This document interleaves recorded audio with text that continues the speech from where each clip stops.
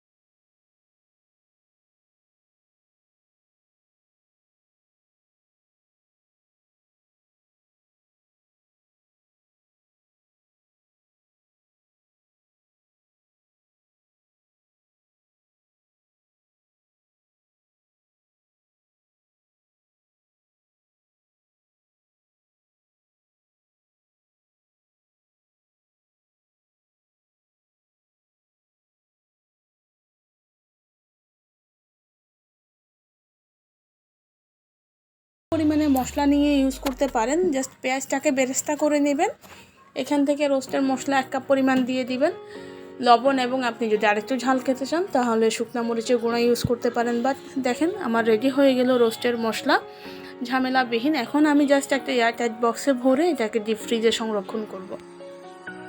আর এই বাটিটা আমি একটা চিকেন রোস্ট রান্নার জন্য ইউজ করেছিলাম। আমি নেক্সট আপনাদের সাথে সেই রেসিপিটা নিয়ে আসব। তো দেখলেন তো কত সহজেই আমি মশলাটা তৈরি করে এভাবে রেখে দিলে কিন্তু চটপট চিকেন রোস্ট ইজিলি তৈরি করে নেওয়া যায়। আমার রেসিপিগুলো যদি আপনাদের ভালো লেগে থাকে তাহলে অবশ্যই আমার চ্যানেলটাকে সাবস্ক্রাইব করবেন, পাশে থাকা বেল বাটনটাকে ক্লিক করবেন। আর যারা অলরেডি সাবস্ক্রাইব করে নিয়েছেন তাদেরকে অসংখ্য ধন্যবাদ। আবারও হাজির হব নতুন কোনো রেসিপি নিয়ে, নতুন কোনো ভিডিও নিয়ে। ততদিন পর্যন্ত ভালো থাকবেন, সুস্থ থাকবেন। আল্লাহ হাফেজ।